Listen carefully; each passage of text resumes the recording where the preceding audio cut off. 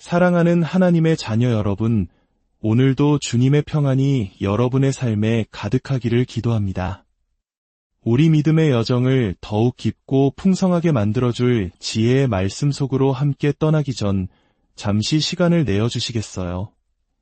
이 영상이 여러분에게 은혜가 된다면 좋아요와 구독을 통해 이 귀한 말씀을 더 많은 이들과 나누는 선교에 동참해 주십시오.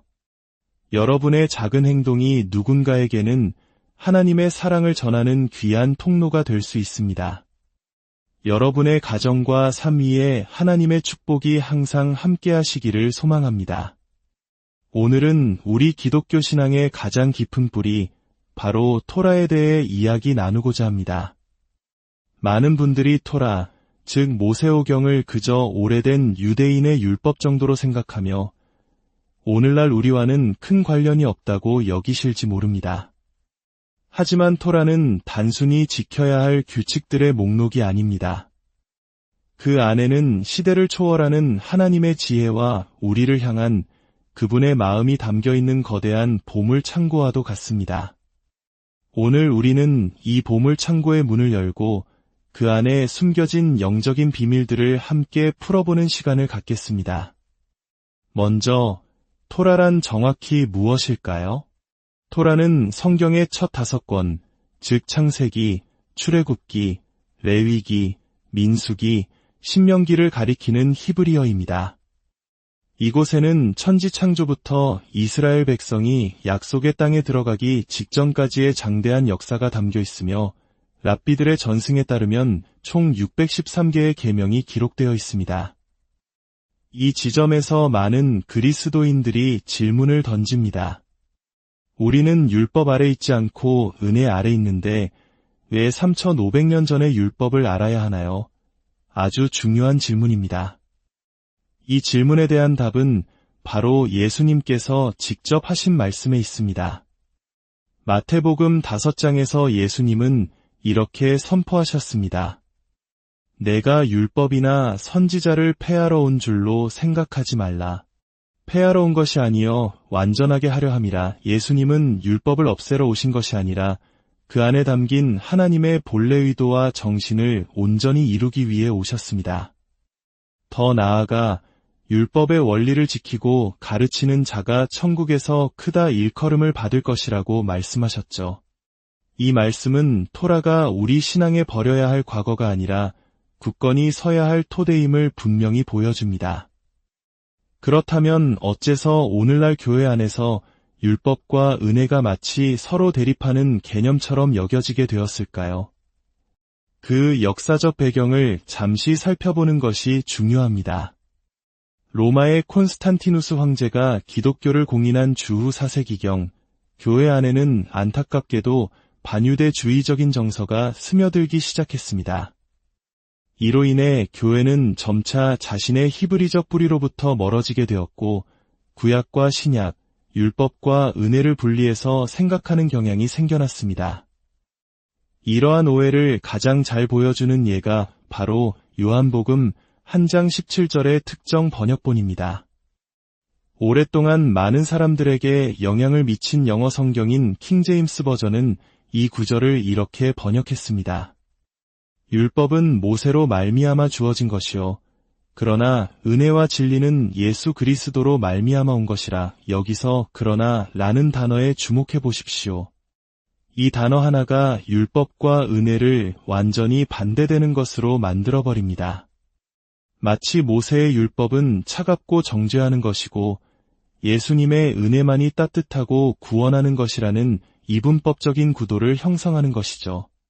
하지만 놀랍게도 원문 헬라어 성경에는 이 그러나라는 단어가 존재하지 않습니다. 번역가들이 자신들의 신학적 이해를 바탕으로 임의로 추가한 단어인 것입니다. 성경은 오히려 그 바로 앞 구절에서 은혜 위에 은혜러라고 말합니다. 즉, 모세를 통해 주신 율법도 하나님의 첫 번째 은혜였으며 예수 그리스도를 통해 그 은혜가 더욱 충만하게 실현되었다는 의미입니다. 율법은 버려야 할 대상이 아니라 그리스도라는 더 큰 은혜로 나아가기 위한 디딤돌이었던 셈입니다. 오늘날 많은 교회가 겪는 문제 중 하나는 값싼 은혜에 머물러 있다는 점입니다.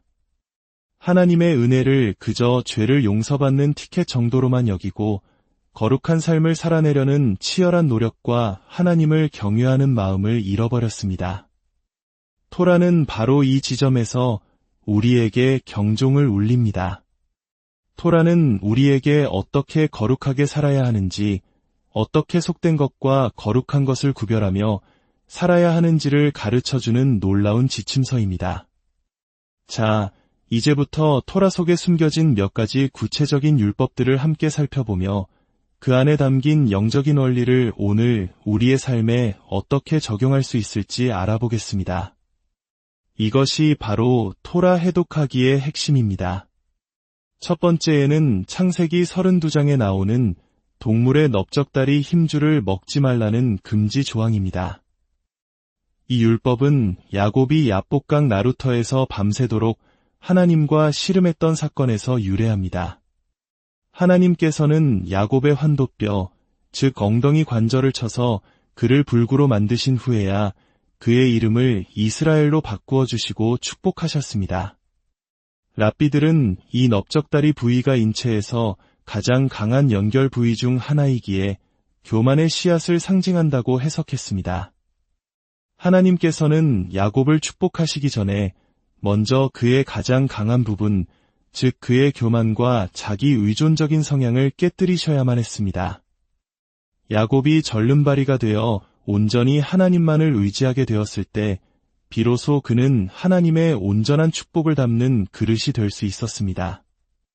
이것이 오늘 우리에게 주는 교훈은 무엇일까요? 우리는 하나님의 온전한 축복 속을 걷기 전에 먼저 우리의 교만이 깨어지는 경험을 해야 한다는 것입니다. 나의 힘과 지혜를 의지하는 자기중심적인 삶에서 벗어나 하나님께 전적으로 의존하는 삶으로 돌아설 때 비로소 하나님의 능력이 우리의 연약함 속에서 온전해지는 것을 경험하게 될 것입니다. 한국 사회는 특히 개인의 노력과 성취를 강조하지만 우리의 진정한 힘은 하나님 안에 있음을 기억해야 합니다. 두 번째에는 출애굽기 30장에 나오는 제사장이 매일 아침 향기로운 향을 피워야 한다는 율법입니다. 성막, 그리고 훗날 예루살렘 성전에서 섬겼던 제사장들은 아침마다 하나님께 아름다운 향을 올려드리는 의무가 있었습니다. 이것이 오늘날 예수님의 제자인 우리에게 어떤 의미가 있을까요?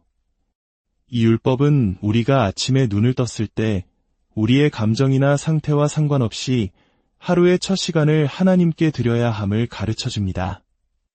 어젯밤 잠을 설쳐 피곤할 수도 있고 마음이 무거워 기도가 나오지 않을 수도 있습니다. 그러나 제사장이 매일 향을 피웠듯이 우리는 우리의 감정을 뛰어넘어 의지적으로 하나님을 찬양하고 경배하며 그분의 이름을 높여야 합니다. 유대교 전통에서 사랑은 감정이 아니라 행동에서 시작됩니다. 하나님을 사랑한다고 느끼지 못할 때조차 하나님을 사랑하는 행동을 선택할 수 있습니다. 이것이 바로 우리의 감정에 휘둘리지 않고 말씀 위에 굳건히 서서 하나님과 동행하는 방법입니다. 세 번째에는 바로 안식일에 관한 계명입니다. 많은 그리스도인들이 주일에 교회에 가는 것으로 안식일을 지켰다고 생각하지만 성경이 말하는 안식일은 그보다 훨씬 깊은 의미를 담고 있습니다. 예수님께서는 안식일이 사람을 얽매는 짐이 아니라 사람을 위해 주신 선물이라고 말씀하셨습니다.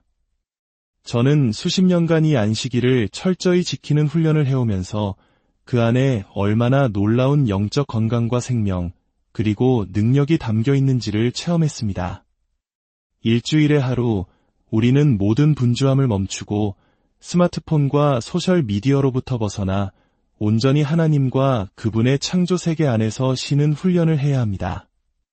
이사야 시녀덜방에서 하나님은 안식일을 일컬어 즐거운 날이라 부른다면 너를 땅의 높은 곳에 올리고 축복하겠다고 약속하셨습니다.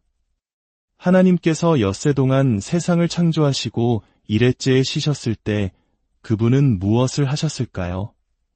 바로 자신이 만드신 모든 것을 보시며 기뻐하고 즐거워하셨습니다. 안식일은 우리도 그분처럼 하나님의 창조 세계를 보며 기뻐하고 즐거워하는 날입니다. 아름다운 꽃, 지저귀는 새, 흐르는 계곡물, 이 모든 것 안에서 창조주 하나님의 아름다움을 발견하며 재충전하는 시간입니다. 이는 아무것도 하지 못하는 고통의 날이 아니라 하나님께서 허락하신 기쁨과 회복의 축제입니다. 늘 바쁘게 돌아가는 현대 사회 속에서 안식일은 우리의 영혼을 지키는 가장 중요한 영적 훈련입니다. 네 번째에는 제사장의 복장에 관한 출애굽기 20장의 율법입니다. 하나님께서는 제사장들이 제단에 오를 때 계단을 사용하지 말고 경사로를 만들라고 명령하셨습니다. 왜냐하면 계단을 오를 때 아래에서 그들의 벗은 몸이 보일 수 있었기 때문입니다. 이 율법은 오늘날 우리에게 정숙함의 원리를 가르쳐줍니다. 베드로전서에서 우리를 왕같은 제사장이라 부르셨듯이 우리 모두는 하나님 앞에 선 제사장입니다. 우리의 옷차림은 다른 사람들의 시선을 우리의 육체로 이끄는 것이 아니라 하나님의 영광을 드러내는 도구가 되어야 합니다. 오늘날 많은 예배 인도자나 성도들의 옷차림이 때로는 예배에 방해가 될 때가 있습니다. 세상의 유행을 무분별하게 따르기보다 우리는 영광과 아름다움의 옷을 입으라는 하나님의 말씀에 귀를 기울여야 합니다. 우리의 외적인 모습이 사람들을 하나님께로 이끄는 통로가 되도록 우리는 세상의 악한 다수를 따르지 말고 거룩하게 구별되어야 합니다. 다섯 번째에는 당신을 미워하는 자의 나귀가 짐에 눌려 쓰러진 것을 보거든 반드시 그를 도와 짐을 풀어주라는 율법입니다. 이 말씀은 원수의 가축일지라도 고통받는 것을 외면하지 말라는 동물에 대한 하나님의 깊은 긍휼을 보여줍니다. 하나님께서는 노아와 언약을 맺으실 때 노아뿐만 아니라 방주에 있던 모든 생물과 언약을 맺으셨다고 말씀하셨습니다. 하나님은 자신이 만드신 모든 피조물을 사랑하시고 기뻐하십니다. 따라서 우리가 동물을 어떻게 대하는지는 하나님께 매우 중요한 문제입니다. 모든 생명을 존중하는 마음은 하나님의 마음을 닮아가는 중요한 과정입니다. 마지막으로 레위기 10장에 나오는 제사장의 헌신에 대한 율법을 보겠습니다. 대제사장은 심지어 자신의 직계 가족이 죽었을 때에도 장례식에 참석하기 위해 성소를 떠날 수 없었습니다. 죽음은 죄와 연관되어 있기에 거룩한 직무를 수행하는 대제사장은 이로부터 자신을 철저히 지켜야 했습니다. 이것이 오늘날 우리에게 주는 교훈은 무엇일까요? 이 율법은 우리의 인간적인 감정보다 하나님과의 관계를 최우선에 두어야 함을 가르칩니다. 물론 이것이 가족을 사랑하지 말라는 의미는 결코 아닙니다. 다만 우리는 세상에서 일어나는 여러 가지 일들에 감정적으로 휩쓸려 우리 안에 있는 성령의 임재와 기름 부으심을 떠나서는 안 된다는 것을 의미합니다. 우리의 최우선 순위는 언제나 주님 안에 거하며 그분과의 교제를 지키는 것이어야 합니다. 사랑하는 성도 여러분, 오늘 우리는 토라라는 거대한 보물 창고의 문을 아주 조금 열어보았습니다. 토라는 결코 무겁고 캐캐묵은 율법이 아닙니다. 그 안에는 이처럼 우리의 삶을 변화시키고 우리를 더욱 깊은 믿음의 자리로 인도하는 살아있는 하나님의 지혜가 가득합니다. 이 고대의 지혜는 오늘날을 살아가는 우리에게 어떻게 거룩하게 살아야 할지, 어떻게 하나님을 기쁘시게 하는 삶을 살 수 있을지에 대한 구체적인 길을 보여줍니다.